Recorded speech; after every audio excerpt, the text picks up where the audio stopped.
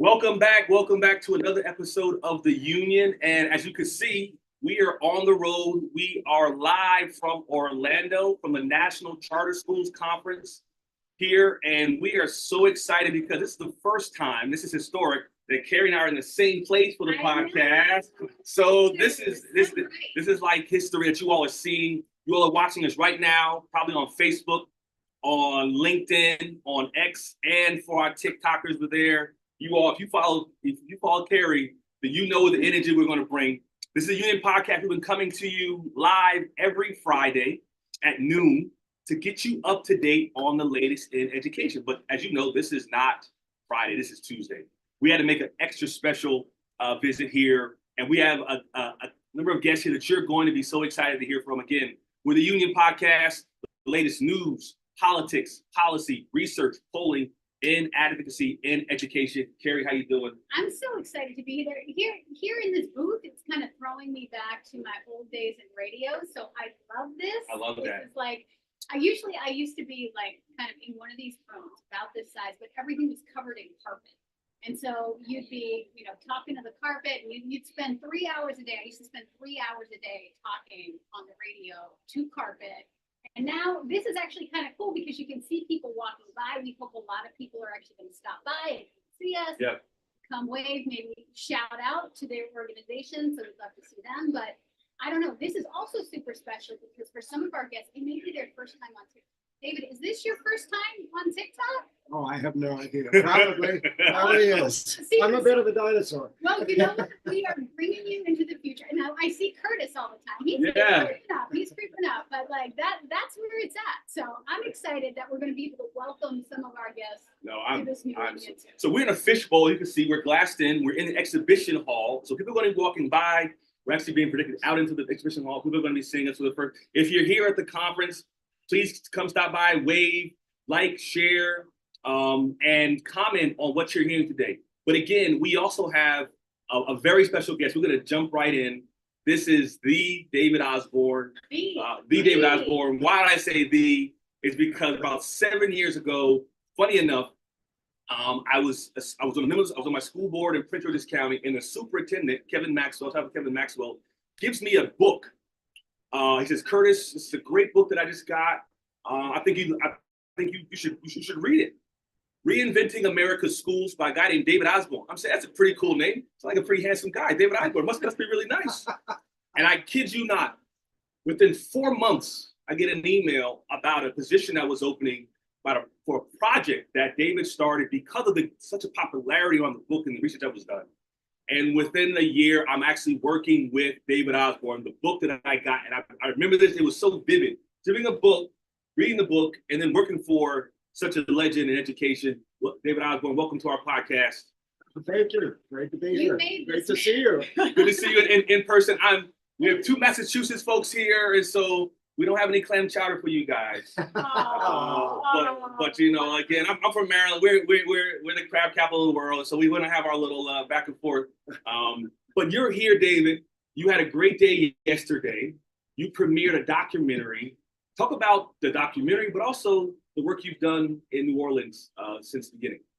Yeah, so we're almost done with this documentary. We showed people the work in progress. It's first time. It wasn't a public premiere. That'll be in New Orleans in October at the New Orleans Film Festival. But as you know, I've been arguing for more than 30 years since charter schools were invented that they're actually just a better way to organize public education. And we should stop thinking of them as something on the margins, for the poor kids. And we should start thinking of them as the way we should organize large school districts. Well, that fell on deaf ears for many, many years, as you can imagine. But in 2010, the new mayor of New Orleans, Mitch Landrieu, asked me to come down and help them get started, consult with them. And I discovered that it was happening in New Orleans. They were in the process of turning all of their district schools into charter schools. And it was producing the most rapid improvement in the country. So it was like, hallelujah. you know, not only is it happening, but I was right. Yep. It is a better way to organize. And then I looked around and realized, well, DC was almost half charters, and Denver was half charters and innovation schools, which are not as autonomous as charters, but it was an attempt. And then Indianapolis was doing really exciting things. They're now 2/3 either charters or what they call innovation network schools, which are treated just like charters. Mhm. And it's working. It's producing rapid improvement in all those places and other places. Camden, New Jersey is another one. So I wrote the book. And then when the book was published, you know, you may remember we did a 24-city book tour. I was there. I was Warm there. myself I up. was there with some shoes out too. And in the process, realized what a dinosaur I was writing books. That if you really want to affect anything in this culture, you got to get it on TV screens Yep. or Yeah. computer screens, just as you're doing right now. Mhm. So I thought, well, we should do a film. And it turned out to be more expensive, a lot more expensive than writing a book. So it took, we've been working on it for 5 years.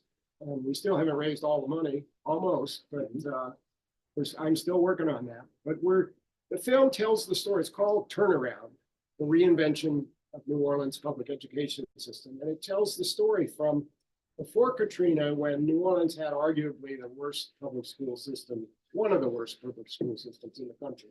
I mean, 50% dropout rate, less than 1 in 5 kids went to college. The district was corrupt, bankrupt financially. It's a disaster. Katrina happened and essentially wiped it out. I mean, there were only about 20 schools that weren't destroyed out of 125. Yeah. And so the state stepped in. Both parties in the state were just fed up with the corruption in New Orleans public schools, because the feds were about to pull all their Title I money from the whole state because of it.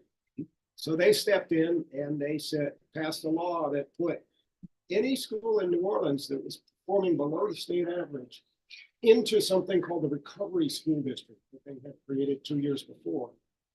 And that district, now most of these schools were flooded and destroyed, right? So it wasn't like they had 100 schools all overnight. But as people trickled back into the city, they opened schools, and as fast as they could, they handed them off to charter operators. But they were careful. They wanted good charter operators, so it took 10 years. Yeah. And the local district actually did roughly the same thing with an elected school board. They, right after Katrina, they turned most of their existing schools that they could still reopen into charter schools.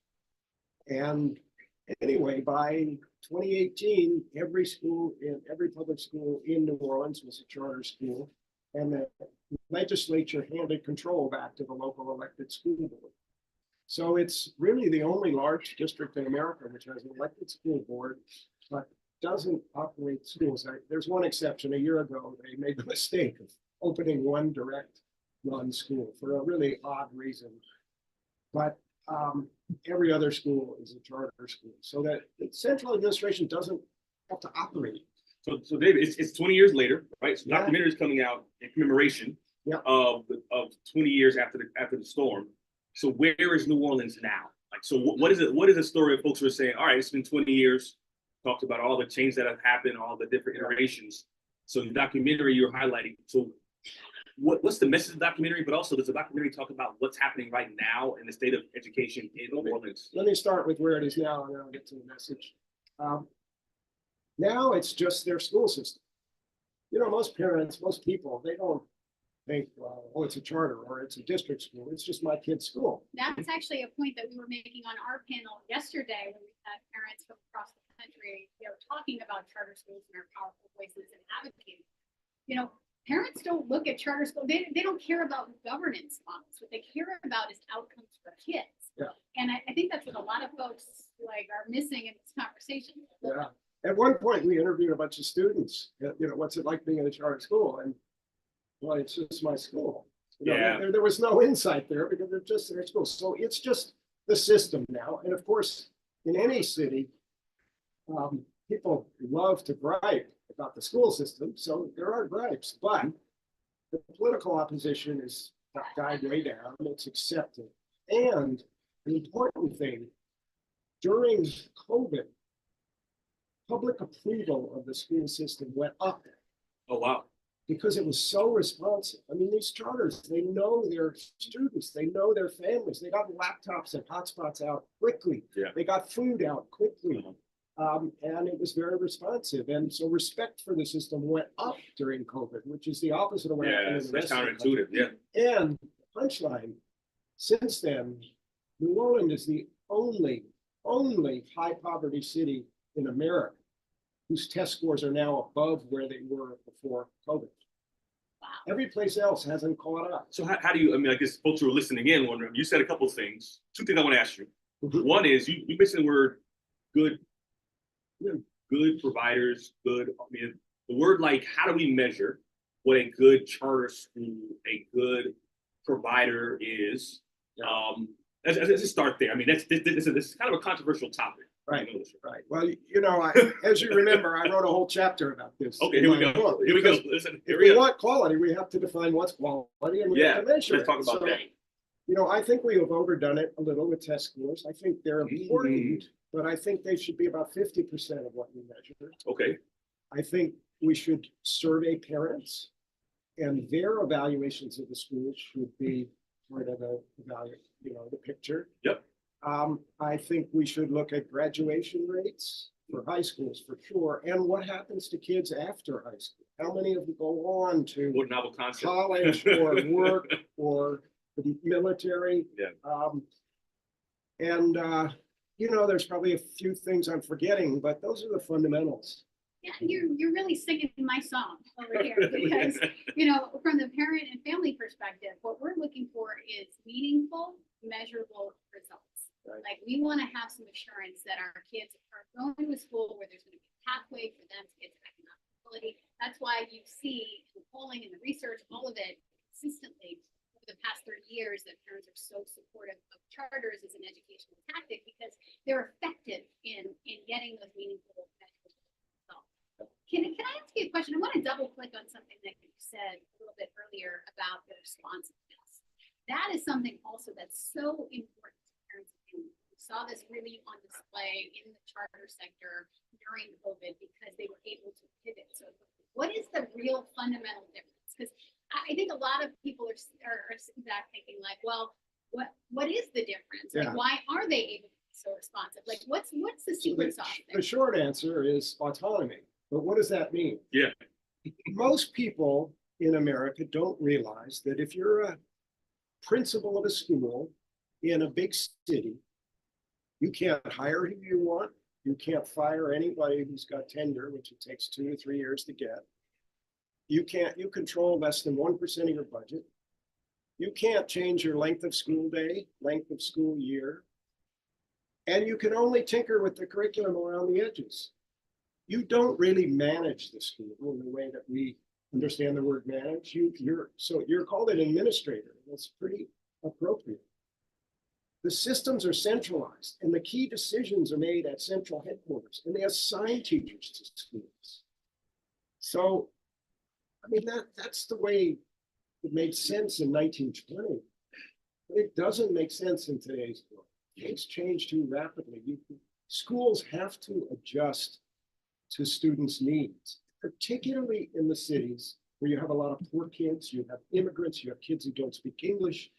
I mean, they have to be nimble to be effective.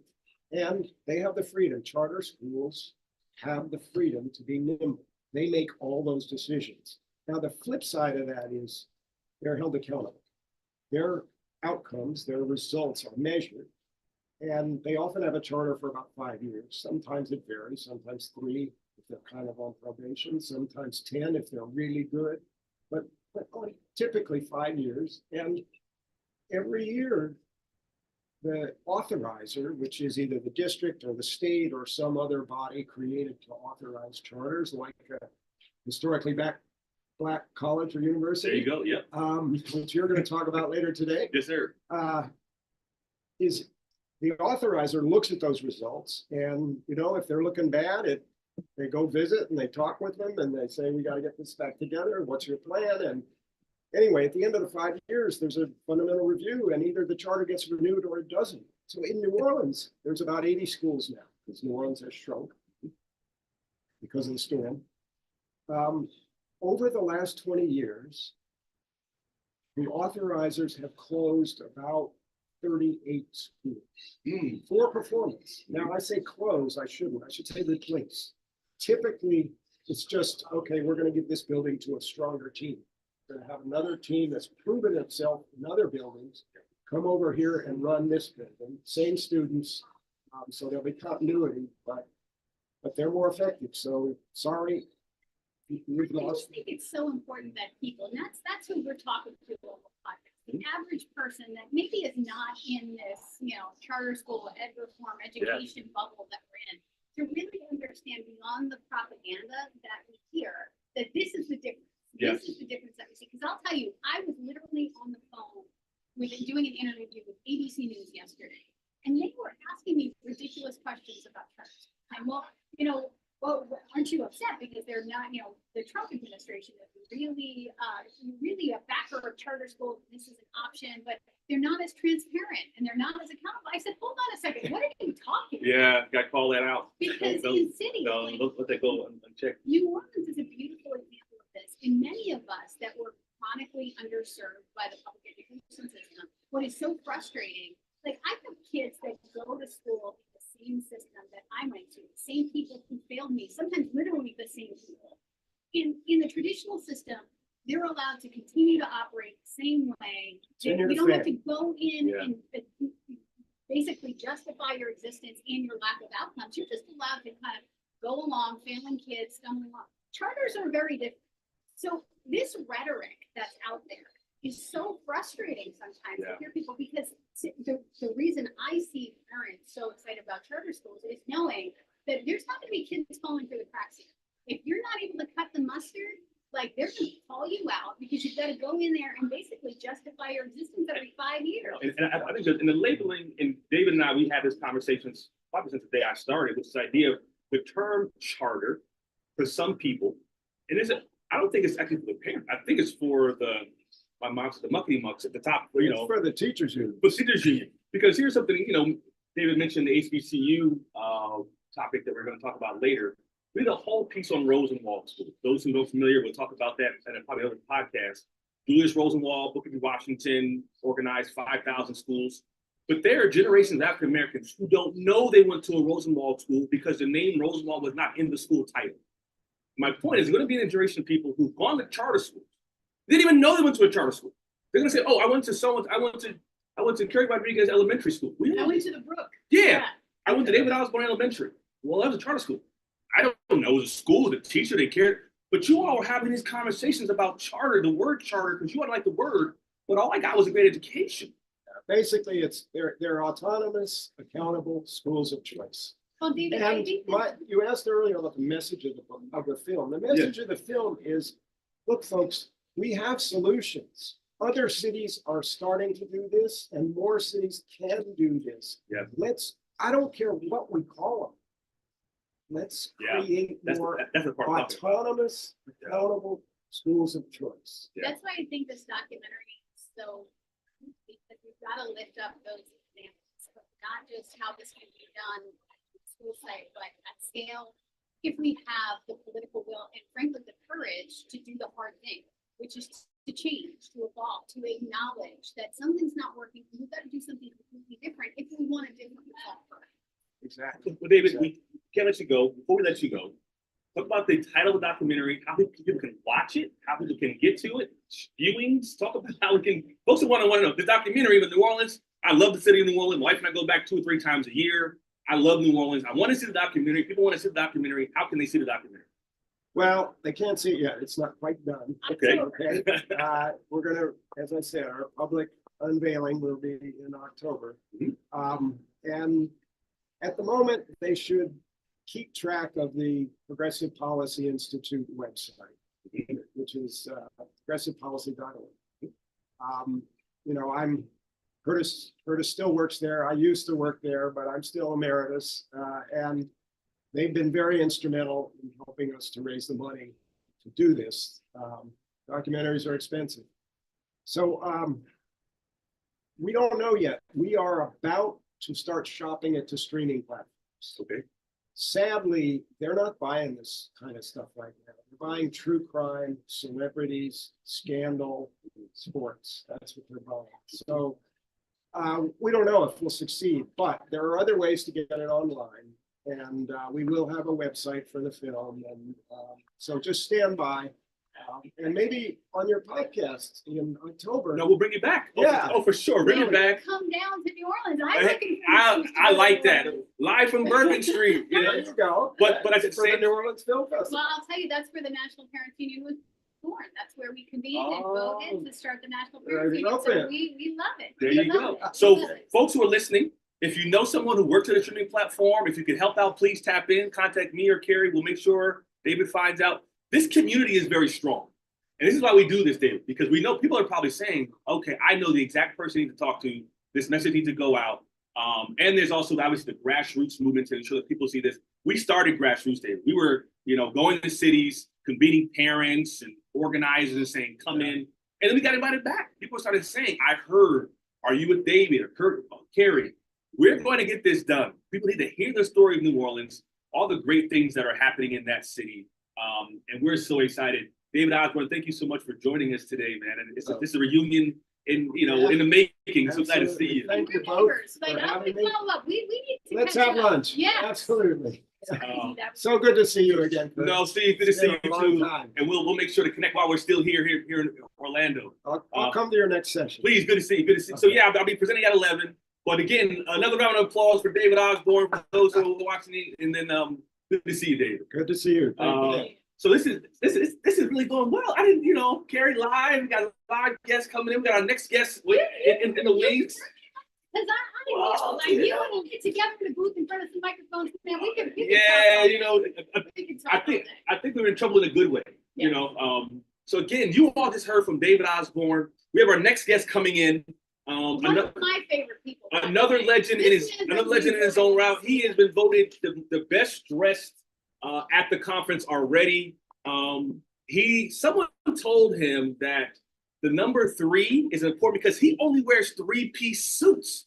And so he's like, when he tells his tailor, don't come and give me 2, give me 3. But also, as you all may know, you could tell by looking at him, he doesn't have on crimson, but he is a man of Kappa Alpha Psi Fraternity Incorporated.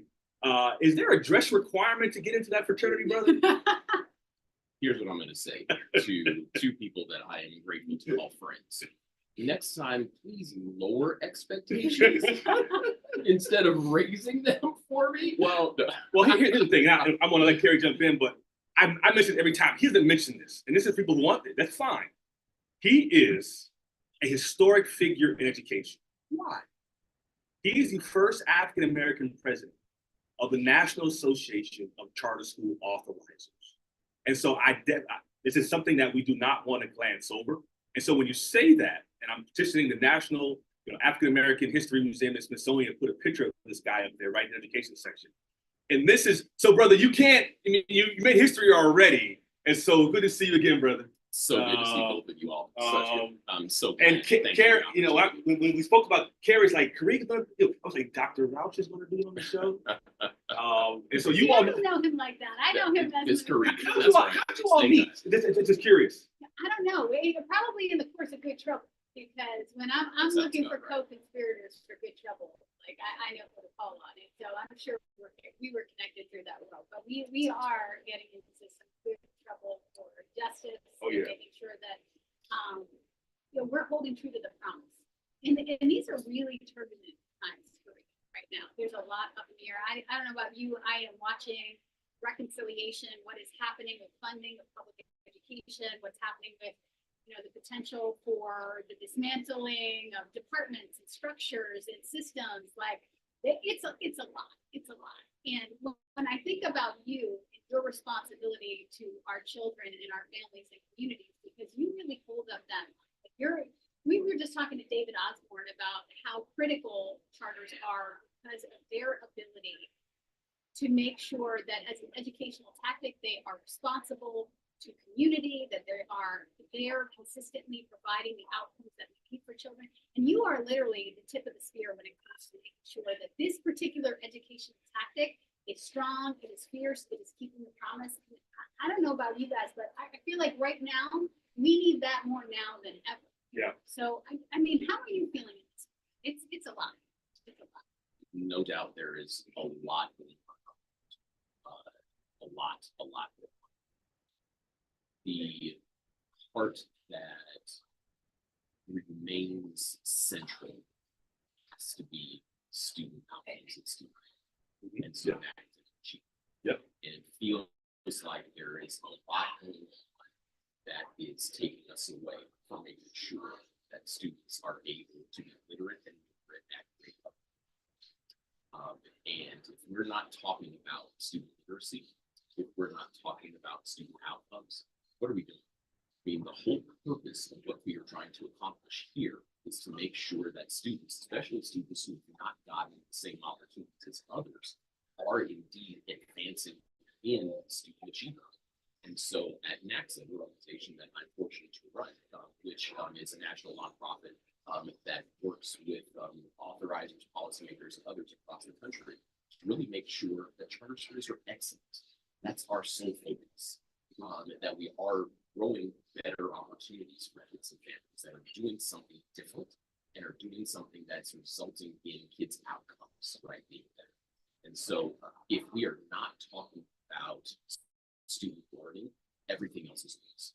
And so let's double click on that, because again, our podcast, we're putting this out with people. Yeah. And we try to break out of the little education bubble where we use like a lot of these terms and whatnot. So we double click a lot. So let's talk about authorizers, authorizing. I think we broke it down a little bit with Yeah. David when we talked A little about, bit, yeah. okay, well, you know, these are actual schools and systems that are heavily kind of observed, regulated to make sure that they're providing outcomes. Can you double click on that and give us the 10-second snippet of what an authorizer is? So every charter school has an authorizer. They don't exist, they don't just pop up in communities. They have to be approved by some entity that looks different in different parts of the country. But authorizers' primary responsibilities are to approve or not approve new applications for new charter schools, to provide high-level expectations around academic, operational, and financial outcomes they need to achieve, and then ultimately hold them accountable. So wait, for wait, achieving wait. those outcomes. Hold on a second. I was just sharing with Curtis. I was literally getting calls from the media just yesterday, up until yesterday, Somebody, accountability. talking about, well, charters are not accountable, they're not Oh, transparent. the A word, yeah. All of these things. Watch out. It sounded like some talking points from a campaign. I heard in research. So you mean to tell me that charter schools actually have to be transparent and accountable and responsible for outcomes? They're not just popping up out of the No. blue. That there are people who are actually watching over all of this? Yeah, Who would have thought? And when authorizers do their job well, which we see in most places across the country, that's when you get accelerated student outcomes for kids. Yeah. And to this point, something that I didn't know for a year. I was on my school board for 10 years. Some of y'all know that. I was an authorizer for those 10 years. But I didn't know the term authorizer applied to me. And so for those who are out there, the majority, and you correct me if I'm wrong, the majority of authorizers are public school boards in school districts, many of which are elected officials as well, who are being held accountable by the voters, those who vote them in. Talking about more the different types of authorizers. You have school board members. Can colleges authorize charter schools? Can nonprofits? Talk about who can authorize a charter school. Sure. So every state in its legislation defines who an authorizer can be. And you are right. And so it differs, right, depending on the state. Almost every state does allow for school districts to be authorizers, and they are the most prevalent kind of authorizer. Then you also have state boards of education, that are allowed to be authorized in states. You also do have in some states universities that are allowed to be authorizers. In many states, you also have what we tend to call independent chartering boards, right, Okay. which are typically statewide entities that are appointed by elected officials, whose only job it is to authorize charter schools. And we think that particular setup is a great one because that's the only thing they do. They don't have other responsibilities, right? So a local school board, right, they run traditional, schools. Yeah. Even the state board of education, they're responsible for a lot of other community intelligence and facets. So there are a lot of different ways to organize authorizing. We don't think there's any one particular type that's better than the other. It's about what the authorizer does that can produce growing academic outcomes for kids and families. You're here in Orlando with us, looking spiffy, but you're presenting while you're here. So talk about what you're doing while you're here in Orlando at the National Charter Schools Conference. So two things. And so we had a couple of panels, that we are presenting. One is some work that we're doing at NACSA to try to shift the paperwork burden that tends to be in a lot of places to focusing more on quality in the work that's happening. We're seeing way too many places, too much bureaucracy, right? That has become a part of chartering. We have to do something about that to enable the kind of innovative ideas and people to flourish. And so we are pushing hard to really shift rigor from paper to paper. And that's so important because there's a lot of conversation here in kind of in the charter space talking about that process, even just to start a charter. There's a big pot of money, federal government, at the federal level that you can draw down if you have a great idea for a charter school. But getting through that process and navigating that is so complicated. It's ridiculous. And then you've got to make sure, there are so many things that you can do. Even if you've got a great idea, you're a great teacher, you're a great group of teachers, you're a group of parents that have a great idea for a charter school. Like sometimes it's that paperwork and bureaucracy that can keep you from moving forward. So addressing this is what you And we have to get to a point of understanding foundation principles of authorizing charter. It wasn't who can write the best couple thousand page application, right? It was about the quality of the people executing. And there's got to be, right, a proper balance, right? Where we're talking about kids' lives and we're talking about millions of dollars, that would be a part of the entity of starting and overseeing charters. So really important that we have the requisite talent and skill set necessary. But if this becomes a race to, who can write the best application without focus on people that are executing the plan, we're going to shut out the kinds of people that we actually want to be able to start new opportunities for kids and families. So that's one session that we're a part of. Second session is thinking about new authorizers and thinking about, who can enter this space and can do it in such a way that it can result in even greater opportunities for kids and families. So again, a little bit later on today, we're going to be talking about historical Black college universities potentially as authorizers and the work that could produce to get more kids access to outstanding institutions in schools. So I've got a question for you. Might be a little bit of a bank shot, but I want to pick your brain on this. So all the data I have, I'm always out there with parents and families with polling and focus groups, and we're out in the field with 1,800 organizations talking to them all the time. We can say definitively 86% of American families want more partners. They want more choice, they want options. Is there a space for parents and families to get involved with authorizing? And if so, is it, should we try to become authorizers ourselves? Do we need to show up in front of authorizers to help to create the space so that you can see us demonstrating the depth of that stuff? Because, the numbers are very clear. We want more, we want better. See this as a critical educational tactic to getting our kids to the economic mobility that we want. But we got to do something to channel that clear energy and that clear support so that we can get more of what we clearly want and need in our community. So what do we need to do to show support? So two things. One, I'm really curious that you framed it as we for better options. Because at NACSA, our focus isn't just growing options, it's about growing high quality options that originate from the desires that communities. And parents and others have clear opportunities, engagement in that space. When there is a new charter school petition that can do great things for families, most authorizers have processes by which parents' voices can be heard, saying this would be great, for our community. Or in instances where the applicants haven't done the requisite work in the community, know what the community is looking for being able to say this isn't ready yet for prime time. And then in some instances, especially where there are authorizers who are appointed, those are great opportunities statewide charter boards that are typically appointed by elected officials. Those are great opportunities for families or folks right in the community to say, hey, when a position comes up, I'd like to be considered. And here's why, right? I know this, right? I know what kids are looking for. I can lend my voice. Because we can't be naive, like a lot of these opinions sometimes are, and people with a particular perspective who may be swayed by campaigns that are against charters, sometimes they have the purview to appoint people that aren't being open-minded to a lot of it. So it's really important for folks that are concerned, that are supporters, that want to see more options. And it's clear, like, again, this is not a little majority. We're talking about 86% of families and communities saying, we want more of this. Power is not just going to be handed to you. You got to get involved in this process. You got to understand that maybe in your state, this is how charters are authorized. And if you want more, yes, show up at the legislature. Fight for the conditions that make charters possible and better. But you can also get involved here and figure out that process today. Absolutely. Absolutely. Yeah. And what we've seen parent voices be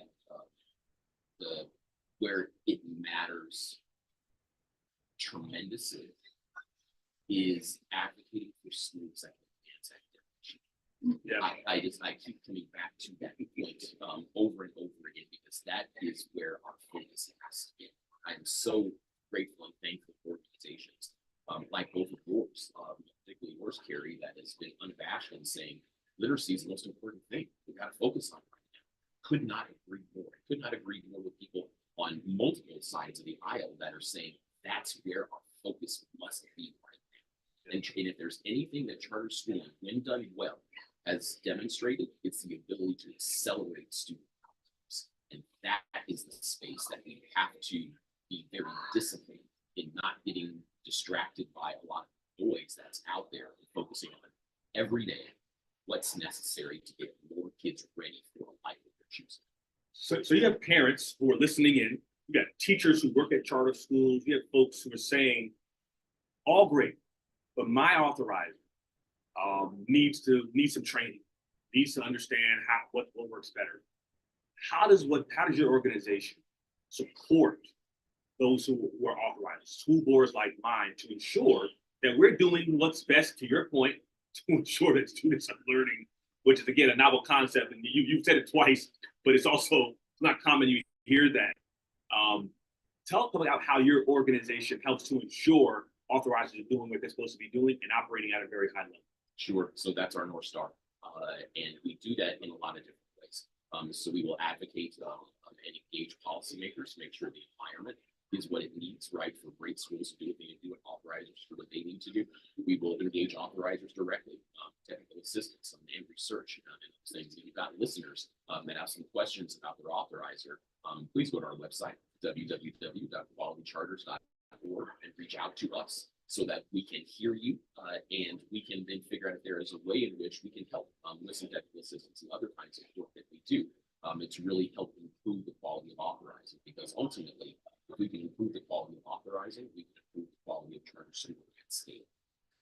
It's interesting. I had a conversation with an authorizer who is also, I'm from a state where charter school authorizing happens at the board. Talked with the authorizer in charge of that subcommittee that deals with a lot of it just the other day, and put them on notice, because I was not happy with some of the decision making coming out of that particular group. So there are so many different levers that we use to make sure that authorizing happens so that it can be as effective as possible, but that they're making the right decisions, that they're not overtly political, that they're focused on kids and outcomes, all of those things. But we have to remain vigilant. Yeah. I think one of the most important things that we have to double click on is something that you said earlier. Like, obviously, we're very concerned about literacy. We see that as really a focus on how we get to justice in this country, because the rates of literacy are reflective of the same, of our third graders are reflective of the same rates of literacy that we see in incarcerated people. We've got to look very closely at what we can do to disrupt that cycle and stop the school pipeline, stop this cycle of literacy, because that is literally one of the most transformational things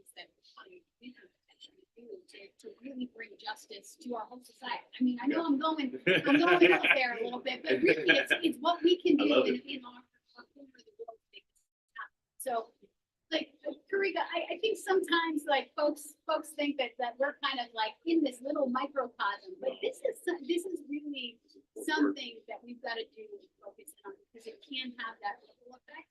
And if we keep true to the promise of charters, that as the example of an educational tactic that could have that ripple effect to our traditional schools, all of these other tactics, I just think that it can have a transformation effect. So the work that you're doing is unbelievable and critically important, even if a lot of folks don't specifically understand it. Well, I appreciate that. And the degree to which you want to learn more, again, come to the website, reach out to us, right? And let me just double click to use your word, Gary, on one of the things you just said. So in addition to kind of authorizing, which I see as a part of power, I'm also a dad. And I've got two girls who, have had a lot of fantastic experiences. One is now in college, the other is graduate college, high school this year. And I took for granted the educational opportunities that they had, particularly around literacy, and how being able to, it opens up doors that we otherwise wouldn't. So this work of making sure we're talking about student outcomes, it's not theoretical, it's personal. And for every family that's got a kid or a grandkid or whoever, you know how critical it is for them to be able to be that great. So we're not talking about how we're getting more students there and beyond for their future. We're talking about. I feel like I'm in church right now. I love it because this is the gospel. We got to make sure that we continue to share these messages loud and clear to people who don't understand what's at stake. All three of us as parents, we got into this work for our kids anyways. And now we're going to continue to do it to support other kids. Thank you so much for joining us today, Doc. We're going to see you soon, 11 o'clock. Those who are here at the conference, Magnolia 13, HBCUs as charter authorizers right here at the conference. Those who are listening in at the conference, see you at 11. Thank you so much for joining us, Doc, on the Union podcast. You guys rock. Appreciate you guys. We told you what we got going on here. We have all-star folks just walking in left and right, Carrie. Curtis, I gotta tell you though, I'm Okay. getting text messages How's that? right now from teachers who are saying, Curtis has that Real Men Teach t-shirt on. How can I get one of those? So I don't know. Like, I'm in trouble. I'm getting text messages saying, can you hook me up? Real Men Teach And t-shirts. give me the hookup. I know somebody who has multiple Real Men Teach t-shirts. And so when he first wore his shirt, people said, Curtis, did you grow your hair back? I said, well, no, that wasn't me. Thanks for the compliment. But Real Men Teach, you can go to realmenteach.org. Better website. You can go in, click support. If you follow us on TikTok, on LinkedIn, on X, on Facebook, Real Men Teach, you will see daily updates and profiles of men in education, women who support our work, particularly men of color. If you've gone to Real Men Teach in our websites, you've seen this brother right here from day one, who is wearing multiple hats while he's here.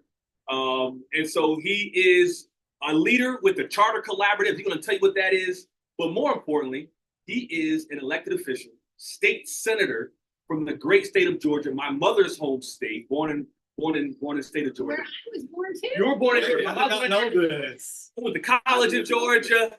We have Rashawn Kemp, senator from the state of Georgia. Clap it up for him. You guys are watching in there.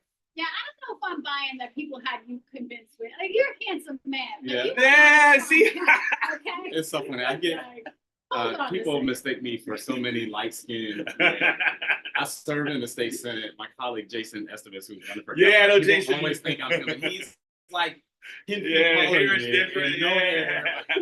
It's just the light skin thing. No, good. So also one more thing, we also have for the first time in history, one of our past legislative champions. Ooh, So that's those of right. you who are here listening in 2 weeks ago, you can watch it on YouTube. We have a recording of it. We started highlighting legislators from around the country who we see as champions. And our second week, not our number two, but our second week, we highlighted this brother right here, who even before he became elected official, was helping pass legislation in Georgia. And then this session had some bills passed. So A big freshman win, like that was. Big freshman win. To that a little bit, because that was a real big freshman win, yeah. like unprecedented. Like that was masterful. Well, That was Well, masterful. tell us how you, so we highlighted on that, said you started off as an educator, a school leader. How did you get to this point in education, brother? So yeah, former educator from Ohio, moved down to Georgia and got into the advocacy space. And that exposed me to how much impact we can have if we work with elected officials.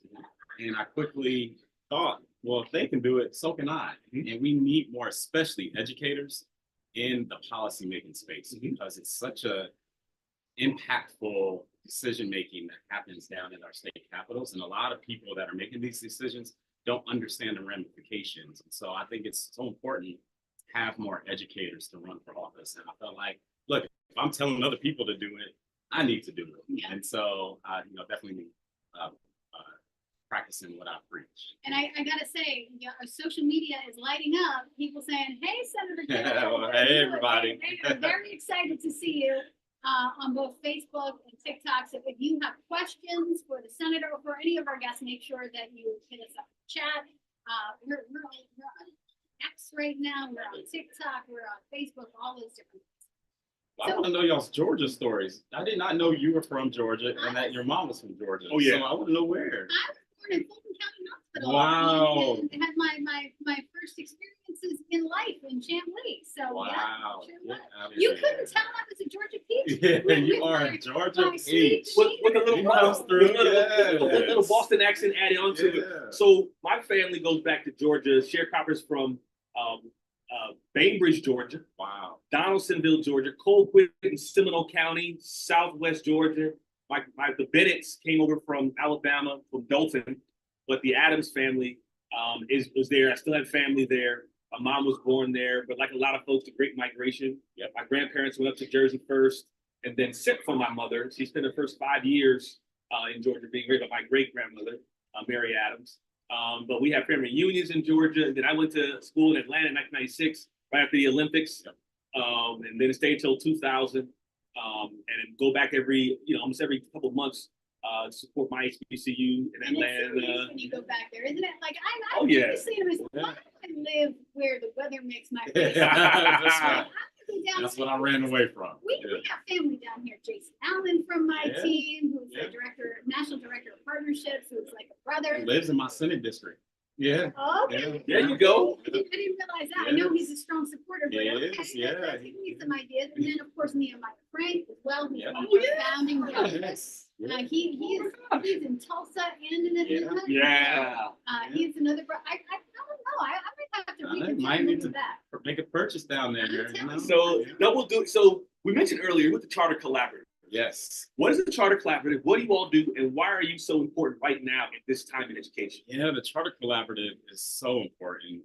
One, because I, as a former school leader, if I had an organization that supported leaders like me at the time, I think my life would have been so much better. Because a lot of time you're doing some very isolated work. Like you as a leader, you're in your school building and you don't feel like you have the support that you need, especially as a single site. And so that's what National Charter Collaborative is all about, supporting single site charter school leaders of color across the country, making sure that we build that network and we build programming to support them along the way so that they can continue to be successful in their communities. Because it's a lot of work that you do, just beyond just the education. Like you want to make sure that your families and your students are well taken care of in so many facets of the work, and that can be really taxing. So you need an organization that helps to kind of be that support system for you, and that's how we try to serve you. I gotta say, and that's you know, this is not just an organization that, there's a lot of organizations, there's a lot of PowerPoints, there's a lot of little things, like, you guys actually do the work. And let me tell you, this is how I do. So I spend a lot of time going to do school visits myself. Yeah. Parents will say, we've got a great school, we've got a great thing that's going on here. So I was in DeKalb County, I want to say 2 years, 2 or 3 years ago, and went up to visit a school in DeKalb. It's culturally affirming, like this beautiful. Now, I will tell you, I walked up there and the outside of the building, like it kind of looked like a prison. Yeah. I think, because the district had given them this little facility, but like they were cut grass, like it was like a lot of that really severe architecture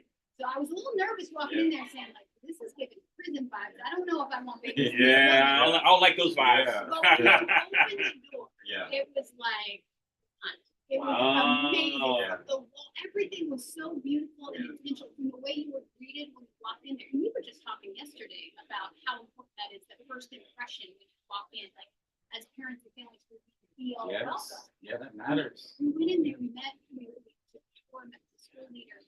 But in talking with the school leader, we found out that the district was actually withholding a lot of the federal funding that they were. Sounds about right. getting Yeah, and sounds playing familiar. games. Yeah. Like, let's just put A it lot out of there, games that are- doing what they could to play games, and it wasn't even legal. Like these guys, like, were just doing this poor woman, and this woman had actually sold her house, literally sold her house to keep the school going, to make sure she could make payroll. Like she was stressed. And he said, like, like this is so beautiful. Like, Yeah. how do we keep this going? Because the outcomes were all of it. And she was, I'm not gonna name so Yeah. a lot, but like she was really hurting. And you know, she was worried about literally like the survival of the patient. And so I was like, who do I call? Like who do I know? And instantly you guys came to mind. I called Naomi Shelton, and I have to say I'm a fangirl. Shout out Like to I'm a fangirl Naomi Shelton. Yes. She's watching somewhere. Yeah. Like I called Naomi, I texted her, called her, and said like we got to get on this. And she was you guys instantly jumped into action to provide support so that this school will continue. And anything that you guys could do to support, resources to make sure she understood her legal, pathway, all of these things, instantly jumping into action to provide that support for a single site charter run by this incredible leader of color, doing the things that we want not just a charter school, but a school to do for children. And that's the difference, I think, about what you guys do. And that's why, like, I'm a ride or die for what you guys No, I appreciate it. So, I mean, you've been called many things. Yeah. State senator, father, husband, alpha. Like the colors, I Yeah, noticed that. Looking good on you. all the D9, bro. I love everybody. brother. But you are also a Democrat Yes. who supports charter schools. Yeah. And so you're also a unicorn. Yeah. In some cases. Talk about how important it is for Democrats, which for those who are following in, charter schools were started by Democrats. Just so you Took the know. words out my This is mouth. like Minnesota, Yeah. California. This is where charter schools come from. Democratic presidents like Bill Clinton, like Barack Obama, those folks, Hope and Change Right. folks. But we have a Democrat who's unapologetic about ensuring that parents have choice and that schools are held accountable and that schools have autonomy. Talk about how important it is to be a Democrat, or how hard it is to be a Democrat that supports charter schools in a place like Georgia. I mean, it's both. Like, it's critically important because we need more Democrats. And, I was having a conversation with folks here.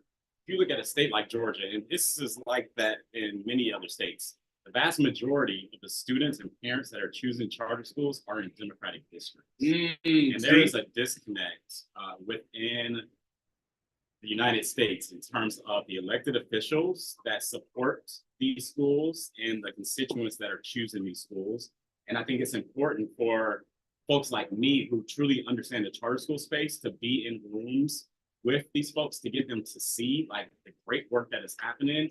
That Carrie just shared about the school in DeKalb County, and I know exactly what she's talking about, when she starts sharing the story.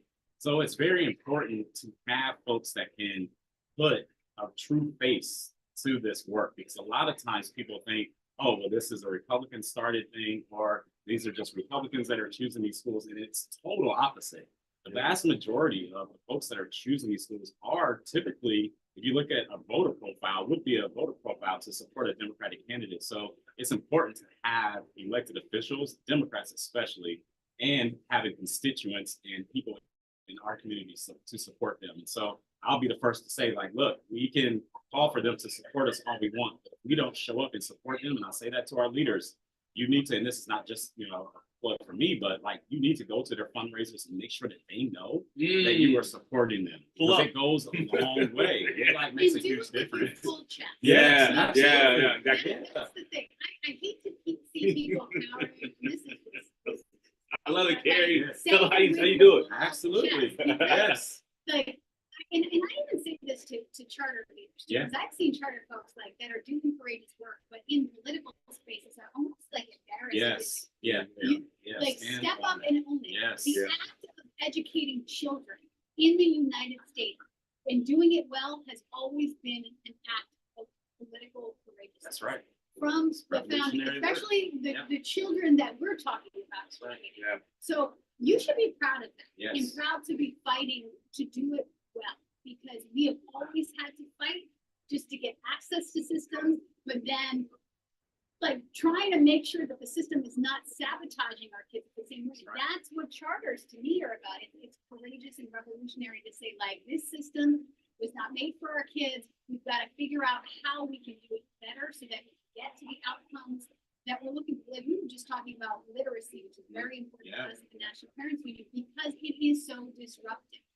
Because again, and I'm going to say it again, and you're going to get bored of this. But if the rates of children and literacy in third grade are reflected, the same reflection that we see in the rates of incarcerated people, there is something wrong. And if we Right. keep doing it the same way over and over and over again, we're going to get the same results. That's right. You're actually making a big difference when it comes to talk about this big victory. We're kind of teasing it a little bit, but like not only you being a revolutionary and saying like we need options, we need charter schools in your professional life, but you're actually making the politics of this different. Being a charter supporter, fighting for literacy, all of this is interconnected.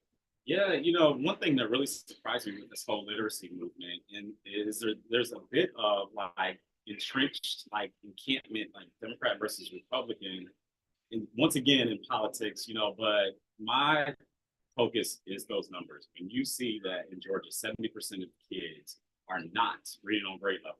Yeah. That means just us in this room, 3 out of 10, if there were 10 people, we'd be the only ones that are reading grade level. That is a major problem. And some people will be like, are you in the United States? In the We United are being, States. only Yeah. 3 out of 10 kids Yes. in Georgia are reading at grade level, Yeah. reading proficiently.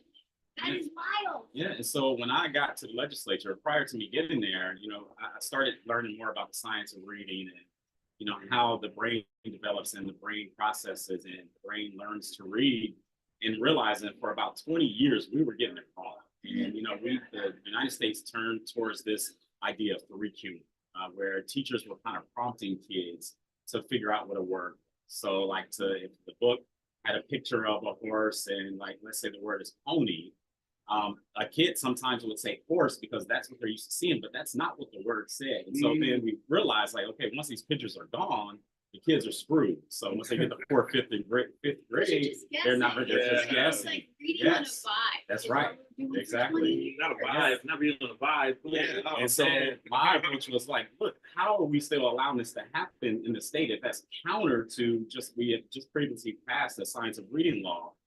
We need to get rid of this. And so I set out to get rid of 3Q in the state of Georgia. So we were able to do that. And then also we realized there's this donut hole in education where our teachers are not being properly prepared to teach the science of reading. Mhm. Yeah. And so my bill made it so that we could not use 3Qing as a basis for teaching teachers how to teach children how to read. So this is a statewide issue. And so we're addressing it with this bill that actually coincidentally goes into effect today. So yeah, it's pretty wild to say. My bill is now law. Yeah. It's Sean Kemp Day.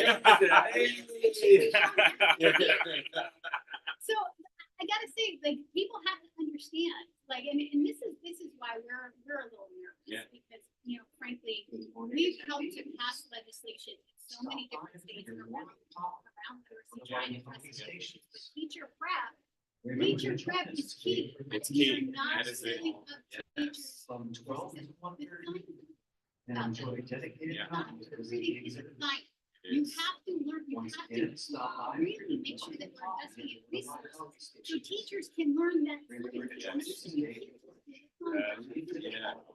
So you gotta invest, and then it's about Enjoy implementation. dedicated time. It's to about visit the making exhibits. sure that not only that it's not a 3-day PD, you have to have that ongoing investment, ongoing observation to make sure that we're actually implementing this new Yes. curriculum that we know works. It is going to actually get us to those outcomes. Yeah. And I want to go back to actually something that David Osborne said earlier. And it's about the ability, and this is where it ties back to charters. It's about the ability to pivot, to be responsive, Yes. to know that something's not working right now, we gotta switch up. Yeah. And that's where the difference comes in terms of charters. In traditional districts, we're seeing this slow Yeah. march. Yeah. They're kind of trying to get folks on board. And then you have the political campaign that says, well, we know what we're doing and, we're not gonna listen. That's right. Charters are different. Can you Yeah. talk about like why it's a little bit easier for charters to be able to make this pivot so that we can start to implement this kind of curriculum that we. Absolutely. Like I was just watching this Netflix series and it was called The Poop Cruise and it was talking about like, where's he going with I was this, gonna watch right? that. So So yes, watch it. Really? Okay. Wow, All yeah. right.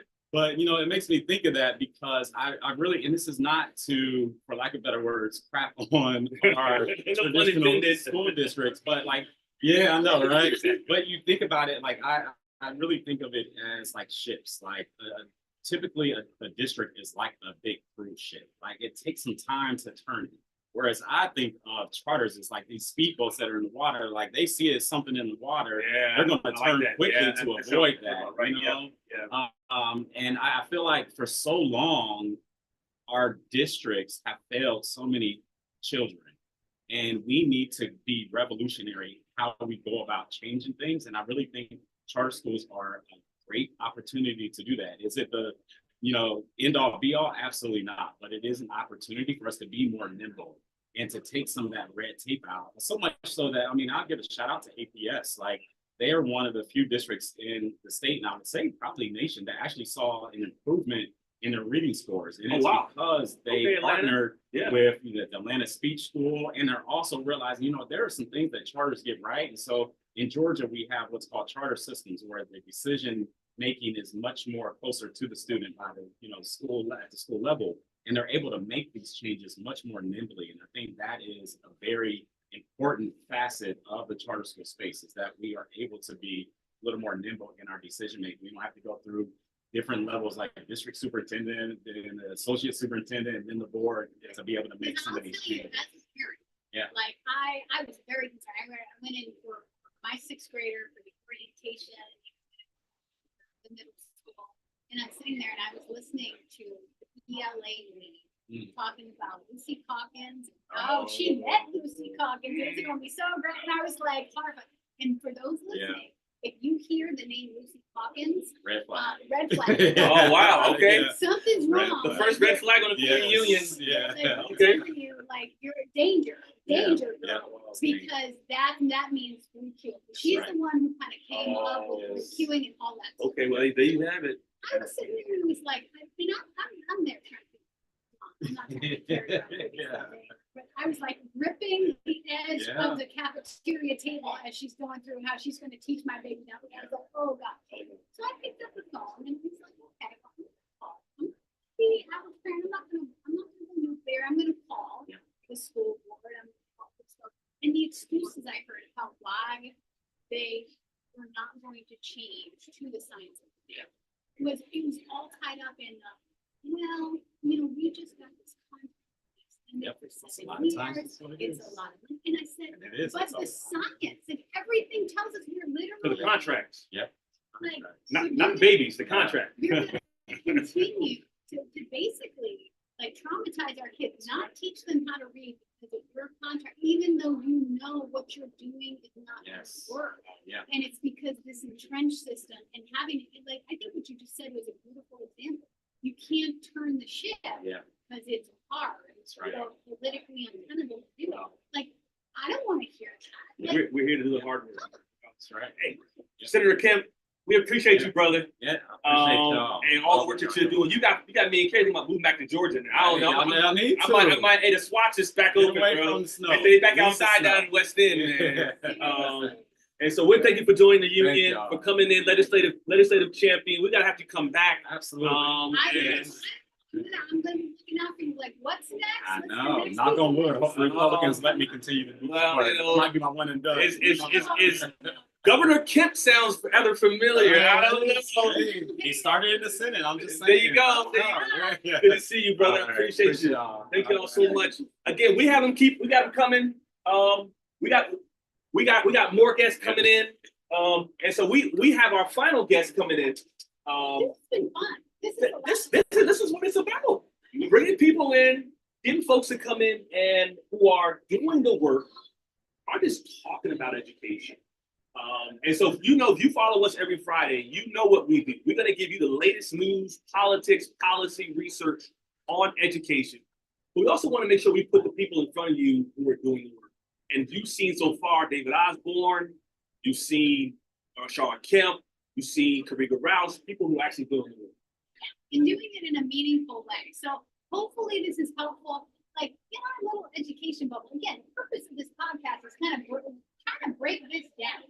Break this down so that folks understand like who are all these people? What are they talking about? How does this impact my kids? Like you can see today, this is where the rubber meets the road, where we're having direct impact on our kids. So really important. I mean, we have a good brother here, Shamari James, who's the founder of Legends Charter School in Upper Marlboro, Bowie, Maryland, who's providing education. So you've heard from authorizers, you've heard from state legislators, you've heard from researchers, but we have somebody who's in the work every day. No, all the time. Go home with it. You can phone. Your phone is always on, brother. I know this personally. Shamari James, good to have you, brother, on our pod, the Union Pod. We are live on TikTok, Facebook, Instagram, Twitter right now. We've been live for the last hour, bro. And so people right now on TikTok are watching you right now. Folks who know the Legends in Bowie, Maryland know who this brother is. Howard University know this brother. Hey, I'll say it. I'll say it. You're not Morgan. You Morehouse. Morehouse. My bad. Hey, no, I love Morehouse. Here's the funny thing. So no, Carrie. No, think about it. So Real Men Teach. We have two other co-founders, both went to Morgan State University. Victoria's Hall, Albert Lewis. Morgan State, the first HBCU I ever visited. Yeah. And when I went to that cafeteria, I said, I'm going to HBCU. I don't know which one, but they also one of the only HBCUs that have industrial engineering. Oh no, I love Morgan and all my favorite people. I love Morgan. And my board member, he went to. No, hey brother, you're here in Orlando with us live. You spoke just an hour ago here at the conference. What you say? What's your message here while you're here in Orlando? A few things. So first off, thank you for having me on. Nice to meet you. Well, I appreciate it. So to all your listeners, I hope I don't do them dirty. I hope I don't do them wrong. Hope I impress my guy here. So two things. One, today we had a conversation about essentially teach your CMO how to treat you. That symbiotic relationship. So whether you're a single site or whether you have a multitude of schools, that relationship has to be equitable, and it has to be in a space where each of you understand and know what the roles and responsibilities are for the other, right? So as you know, as a former school board member, at the end of the day, when it comes down to renewal, they are looking at that charter school. Obviously, they're going to have some questions for the charter management organization, but at the end of the day, they take a look at the MCAP scores. At the end of the day, they're looking at growth. At the end of the day, they're looking at academics. Then they're going to take a look at your governance structure and things of that nature. So academically, you need to make sure what we do at Legends Charter School, they are responsible for all academics. And it is my role and responsibility as co-founder and chairman of Equity Now, all the back end dirty work. So everything that you don't think of about charter schools is what we take care of. And the thing that I said just recently as I moderated the panel on the fireside chat, one of the most important things is your finances. If a charter management organization does not have a strong resume in supporting you from a financial perspective, don't pick them. Don't pick them. Yeah. My school does not have to worry about debt service coverage ratio. Does not have to worry about compound interest. Yeah. Does not have to worry about facilities. So that's the first message we're having a conversation about. The second is our school is a financial education school with rigorous academics, right? So we fundamentally believe that you should start teaching financial education in kindergarten. Early. Yes. Now this is warming my parents' apart because it is very clear in all of our how much parents actually want that into curriculum. Yeah. But we never do it. We never do it, especially not in traditional systems. Yeah. But that's where, again, chartering allows for that particular responsivity to what people actually want. And, Absolutely. and so I can imagine that people are clamoring to try to get their kids. Oh, absolutely. We have 100 seats in kindergarten, and we have no less than 200 applications for it. The other piece, again, I'm always double clicking. Yeah, no worries. That's I like that. I like that. But, you know, you're talking about, like, again, you're talking about the financial back end support, like all of the technical pieces where the sausage is getting made. Oh, yeah. But I'm gonna go back again, like, I was just told or asked by a reporter, why would parents like charter schools? Because they're not transparent, they're not. Oh, wow. See all the narratives, all the names, like, bro, I'm more transparent than the public schools. Like this level of attention to detail and level of accountability, because again, if you're not making sure that you are like operating on all cylinders, that everything is clear and transparent, you have to go before the authorizer to make sure the school will continue. So do you mean to tell me it's not true that charters are not transparent in really striving and working to make sure that they are not just academically responsible, but fiscally responsible to keeping the promises that they make here? Yeah, so my healing journey consists of taking responsibility first for what I can take responsibility for. And I think there's opportunity for improvement for charter schools to advertise better, not transparency, but to advertise the opportunity, not the opportunities for improvement, but what you get by coming to a charter school, right? To change that narrative of all of the bad things that you just talked about. I chuckle with no disrespect intended. It's just funny oftentimes to hear something like that because we are not just held accountable at renewal. We're held accountable at every visit. We're held accountable at every meeting. And not only are we held accountable by our district authorizer, we're also held accountable by our investor, by our parents, and by our students, right? So we have a level of transparency that is broad. We have to tell all things to all people. So as a public charter school, it's purely nonsense to say that we're not transparent. But a function of that is us needing to do a better job with educating the communities on what actually happens in the charter. Well, Lord knows you're also up against a juggernaut, whatever Champagne trying to say exactly. So Absolutely. you can't take responsibility. for it. Well, Absolutely. no, this is a big week for you all. Yeah. You all got renewed Absolutely. this last week. Clap it up for that. Yeah. This is like a program of great news. No, this is all good. So we walk in the door. You bring good news. We love the vibes. Appreciate it. So tell us how you made it easy for the authorizers to renew you. You all came in. What did you present that made it easy for the authorizer to say, this is one of the things that we vote yay for without much, thought? Yeah. So no disrespect to the language, but we don't believe in easy, we believe in simple steps, right? Because none of this work is easy, but if we put together simple steps to make sure everybody can understand it, every single level, we just want to lay out our data. And I'm big, my degree, as we just talked about, is in industrial engineering. So how can we have metrics and dashboards, standard operating procedures that make it really simple for you to say, hey, we hit the mark on this, we didn't on this. We opened in 2020 at the height of COVID. Our literally shovels in the ground. At that point, it was Governor Hogan. We first could have 300 people. Then it was 100 people, and it was 5 people together. So we literally opened our doors during the height of COVID.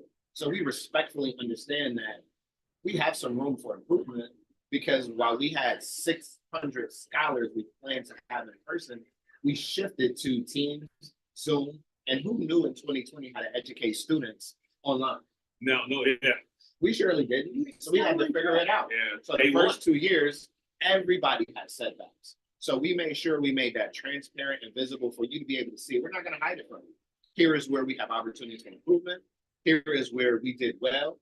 And what gets measured makes progress. It's just that simple. So we know we need to get better at this. And here are action steps for us to get there. You know, that's so important to parents and families. Like I'm always going to bring that lens, but even just yesterday on our family, that was something that parents across the country had against parents saying like, we know there's going to be change. We know there's going to be, but don't lie to us. Absolutely. You know, don't pee on me and tell me it's raining. No. Everybody just said, We on that type of podcast. We on that type Oh, of no, my grandmother said, oh, heck no. Hell no. Speak right, and you're gonna win people who are gonna say, okay, like, let's work together, let's figure this out together. Yeah, And when you do that work together, that's actually fine. Absolutely. Oh, And for that's, sure. that's our school, we're doing this together. That's yeah. And that's the difficult piece. Like, if you believe in public schools, then it's completely antithetical to not support charter schools. It doesn't make sense. Now, if you say, hey, I love traditional public schools, I love the charter schools, but I'm not a fan of those private schools. I believe in school choice. So I believe in all the school, wherever you want to send your scholar is where you should be able to send your scholar.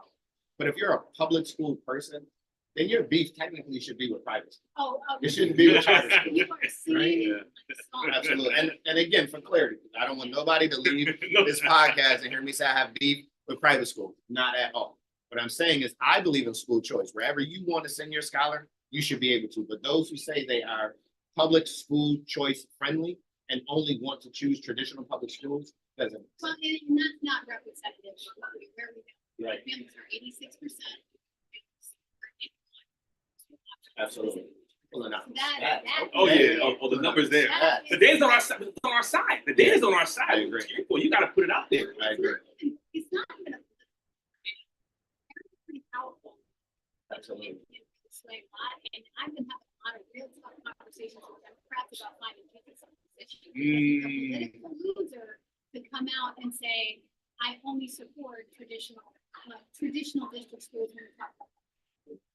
You're trying to get in trouble. Listen, y'all You're tell me, trying to get me in trouble. I ain't on the school board no more, so you know I can, Right, you know, I you can say can, what you can say. I can talk heavy, Say you know? what you say, I was born in trouble. Yeah. But that is the thing, you know, the thing that is different between public school choice and private school choice for parents Yeah. is meaningful measurement.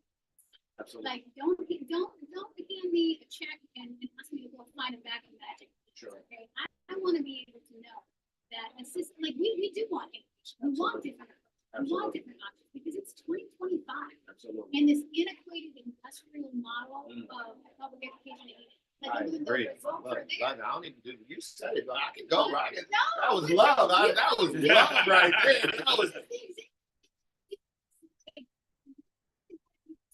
I agree. Say, like, it is 2025. I agree. We do need learning. We do need structure. We need assessment, accountability, all those That's things to right. make sure that we're getting our kids to the outcomes they deserve On in all economic schools. mobility. On all schools. All schools. And- That's it. And we also need to, what my dad used to say, teach people how to treat you, right? So in teaching people how to treat you, you have to understand that our authorizers, oftentimes, they are McDonald's and we are Wendy's. And they're saying, why do you have square hamburger?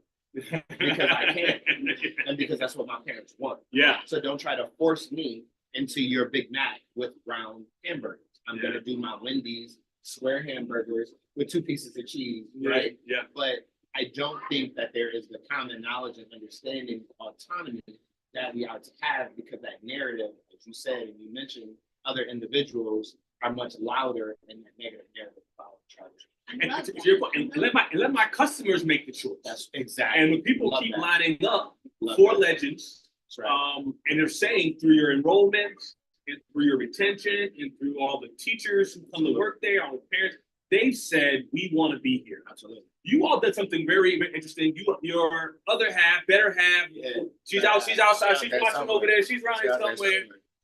We brought her on to a webinar and we talked about something that you all are dealing with, which is AmeriCorps volunteers. Yeah. You all have, I heard 25, I heard 30. You got a lot of AmeriCorps volunteers working at your school. But this recent administration has been cutting funding to AmeriCorps.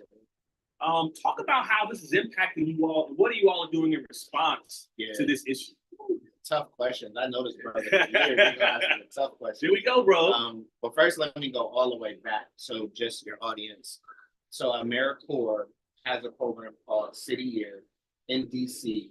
And just based off, not politics, but how they operate as an organization, which we understood, they didn't cross over into America.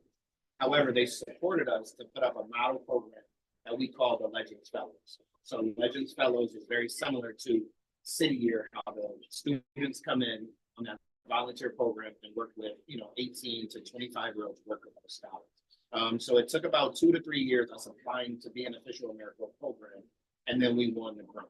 Literally blood, sweat, and tears, and we funded it every year because we knew how important it would be before we actually got the funding. What they do is attendance, behavior, and culture.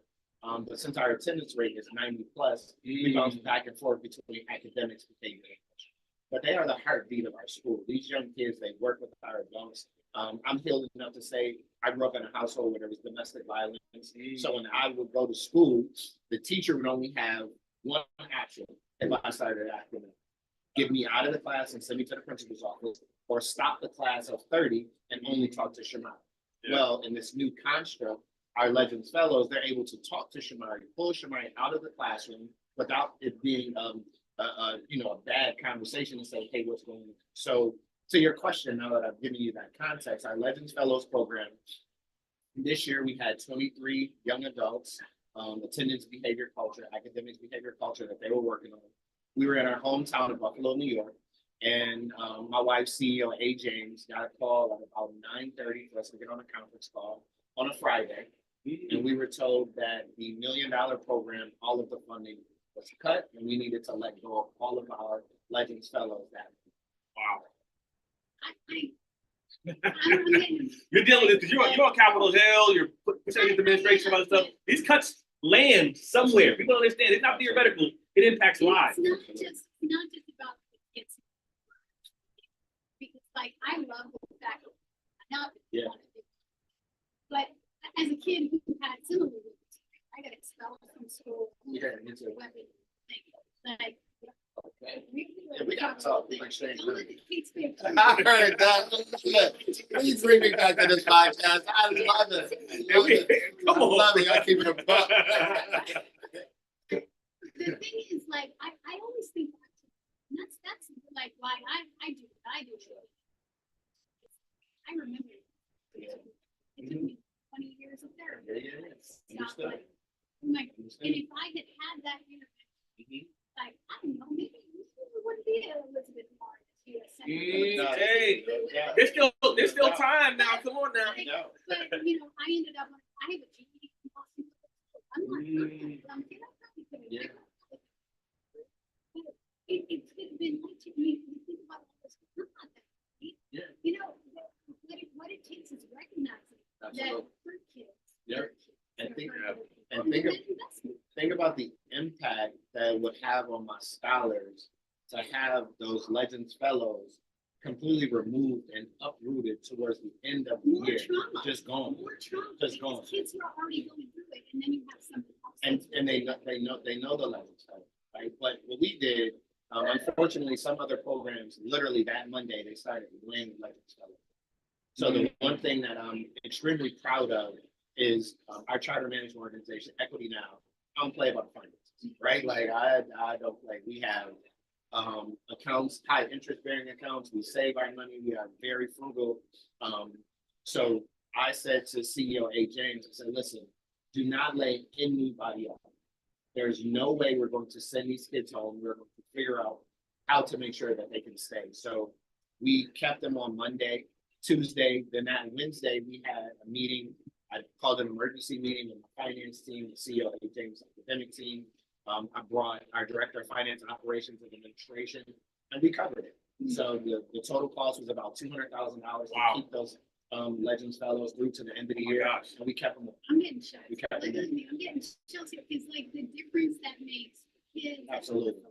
Yeah. Absolutely. Like, those are the tough Absolutely. choices. What's the profound statement for the parents who people make promises in education all the time, Took it right out. but oftentimes people kind of show improvement. Now, I didn't mention Buffalo. You did. I was gonna put up there because to know Shamar is to know he is from Buffalo. No doubt. And for those of you who are understanding what's happening out of Buffalo, shout out Griselda, shout out all the shout out Go Bills. Sam is the chair of our Michigan Union from Buffalo. From New Buffalo, New York. Yeah. But you showed your parents, is it all talk? Is it all nice suits? Is it all nice rhetoric? How much do you care about my baby That's right. to show that the connection? That's right.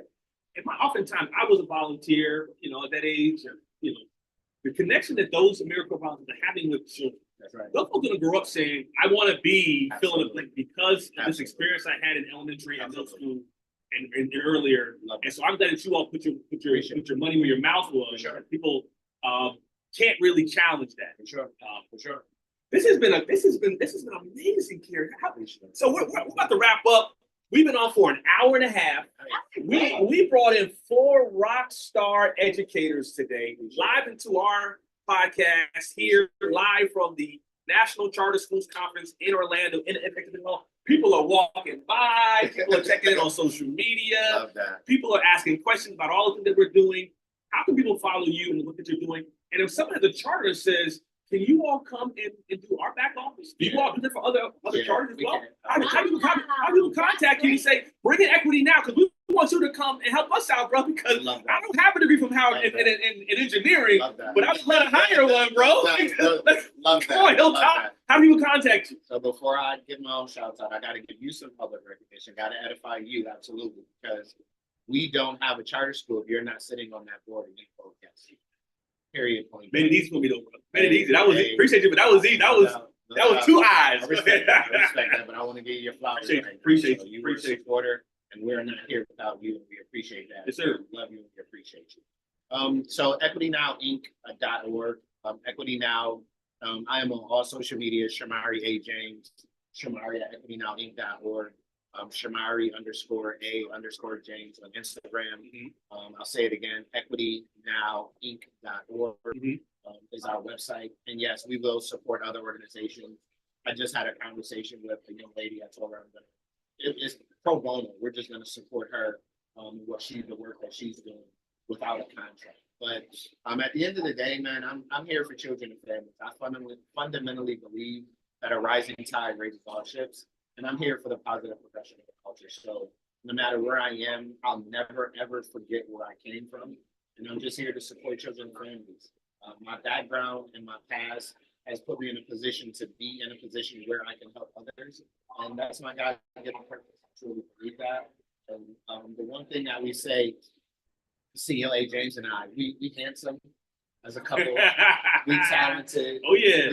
We could have done a lot of different things. We could have opened up a liquor store, Buffalo Wild Wings, but we chose with our money and our talent to make sure that we take care of children. Any final words? I mean, you can back on that one if we want to. Any final words as we close out this live episode from Orlando of the Union Podcast? Now, we just appreciate all of you checking in on TikTok, on X, on Facebook, on LinkedIn, all the different places. Lots of shares this morning, lots of comments. So we appreciate you. If you have thoughts or suggestions, please hit us up. Let us know. Comments, send us a DM. We'd love to hear from you. And we'll be back next Friday. No, this Friday. This Friday. We're back Friday live at 12 o'clock That on all feels social like media again. It's 3 days from now because there'll be news between now and Friday on this so-called Ooh, big we are beautiful watching bill. parliamentarian right now. What's happening? How what's happening in Washington and in state capitals are affecting you and your community. So again, like, share, comment the Union Podcast. Thank you all so much for following, being with us for the last hour and a half. To our guest, Shamari James, Equity Now, please follow him, all the work that he's doing. Carrie, my rock star companion on this,